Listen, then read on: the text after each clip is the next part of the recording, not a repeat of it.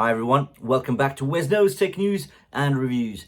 Today we've got an exciting new entrant to the under $50 fitness tracker market. So this is the Umidigi UWatch 3 GPS. Now that name is quite a mouthful, but the main point about the name is the last three letters, GPS. Yes, this tracker here costs 30 quid or 35 bucks, and it does have inbuilt GPS. So you can track your runs, your walks, and you can actually do open water swimming in this cheap tracker. In this initial impressions review, I will be telling you everything that you need to know or there is to know about this particular tracker. So let's kick off. Let's talk about the design, the display, and the features and functions. If you are new to Wesno's Tech News and Reviews, we talk about the latest tech news. We do brutally honest reviews and share hacks and tricks along the way.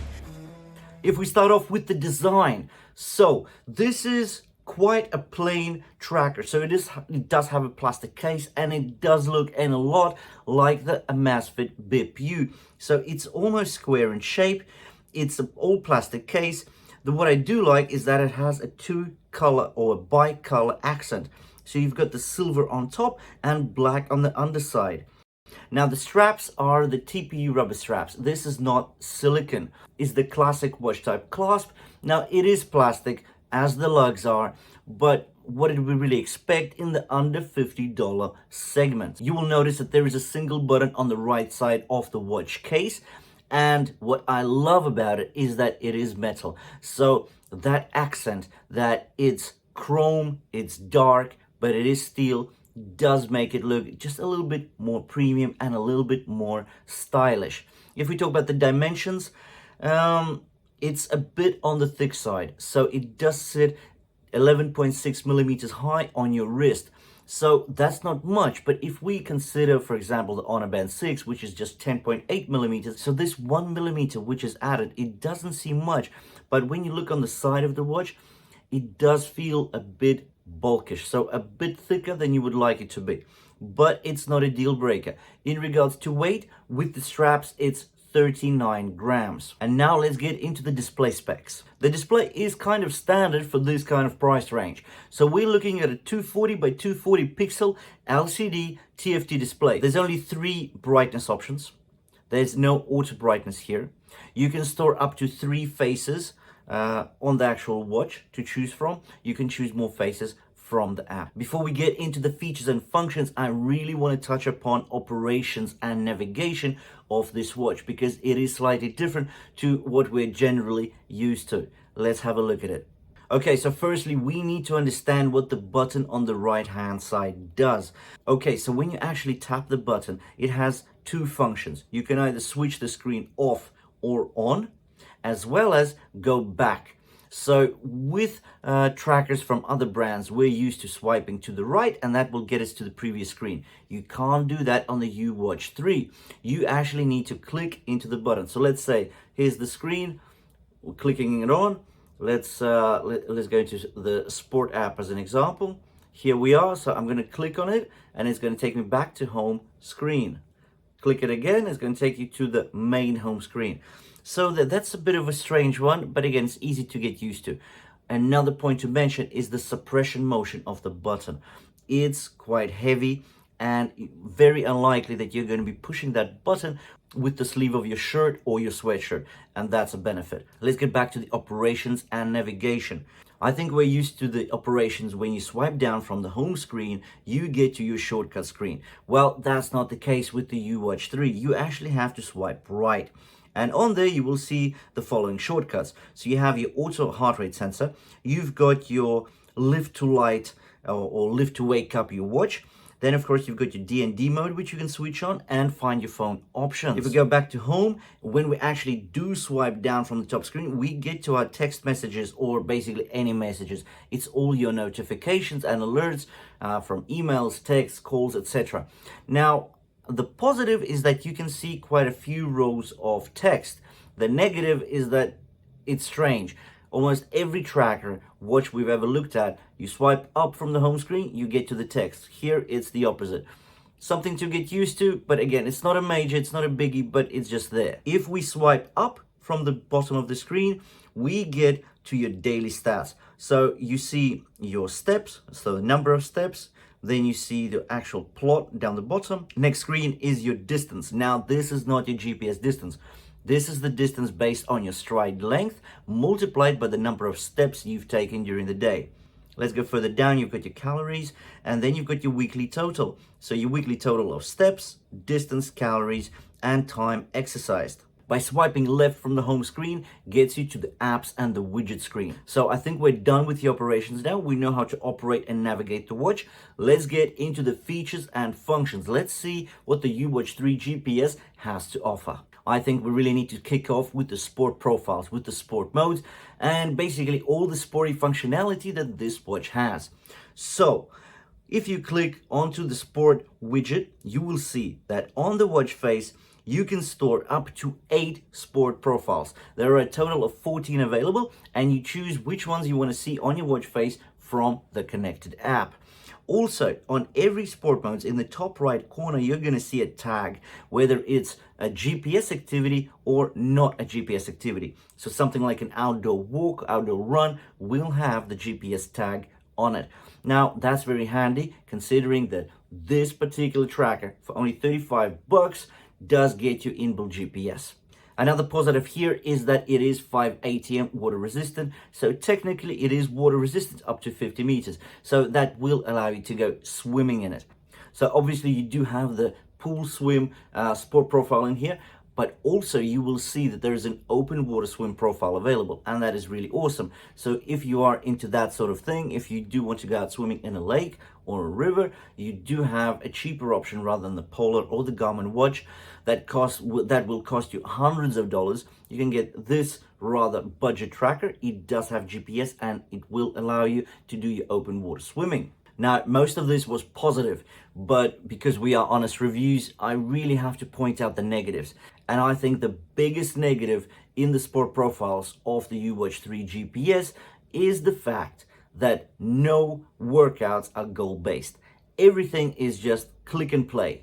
That means you go into a workout and you basically do it for as long as you need to do it, but there is no goal setting. So if you want to go out on a run for an hour, you're going to have to track your actual watch. How long have you run for? Goal-based means you can set particular objectives or goals of your workout. So it can be a timed workout, or you want to burn a particular amount of calories, or let's say there is a particular distance that you want to be running or walking. So goal-based is very useful. This watch, unfortunately, doesn't offer that. Okay, so I think we've focused on the sport for quite a bit. Let's move on. So now there is a heart rate app, so let's get into that. So that actually gives you your current heart rate, as well as showing you the resting heart rate from the previous night's sleep, and there is a plot of your current heart rate, which is kind of useful. So let's get out of that. Let's look at the Relax app. The Relax app is a guided and timed breathing app. You've got the options of doing it a 1 minute or a 2 minute exercise. Let's have a look at the 2 minute. So you've got this text coming up, please calm down. The background is the blue sky, so it is fresh, it is refreshing. You've got a couple of birds flying around, there's a sky, and there's an infographic telling you to inhale and exhale, and you actually get a vibration or a haptic vibration to tell you when a particular step has finished. So let's say you've got your eyes closed, you can actually follow through easily. So in general, the app looks fine, but again, a number of things that I need to point out. It's a very simplistic breathing app, right? People breathe differently. People relax differently. So having a timed and guided breathing exercise app is excellent, but we need options such as slow, medium, and fast breathing. So that is missing here. So it does look like the app is there. How useful is it? Well, it will depend if you can actually match the breathing rate offered by this app. Let's keep going. So there's also the sports record app. So in here, we've just got the one activity that I've actually done last night. I was walking around Wimbledon Village.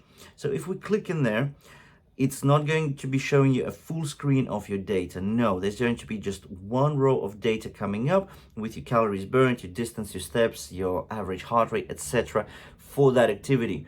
And if you want more details, you will actually have to go to the app.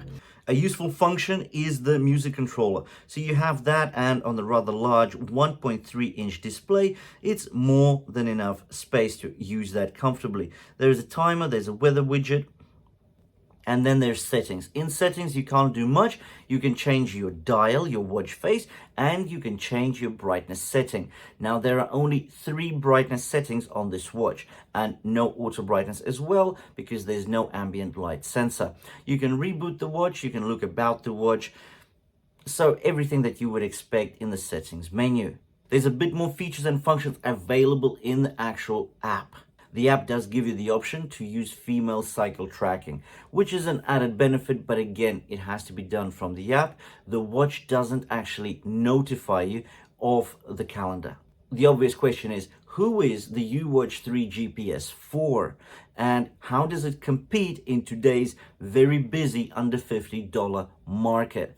Well, my honest opinion is that the uWatch 3 will have a tough time, because there are 2 types of competition in the under $50 market. Firstly, you've got the traditional trackers, or the fitness trackers. So let's think about the Samsung Galaxy Fit 2. Let's think about the Fitbit Inspire 2. Well, that's actually not a good example. That's over $50. So Amazfit Band 5, Xiaomi Band 5.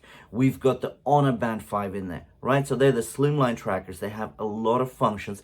They have AMOLED displays. They're slightly smaller, but they're thin, they're small, they're extra light. They're usually all somewhere between 10 and 15 grams in weight. Very positive. Now, then we've got this second type of trackers in the under $50 market, from the likes of Xiaomi Mi Watch Lite, Amazfit Bip U, or something like the Honor Band 6. So all of these trackers are also in this $30 to $50 space, and they offer big screens, a lot of sport modes.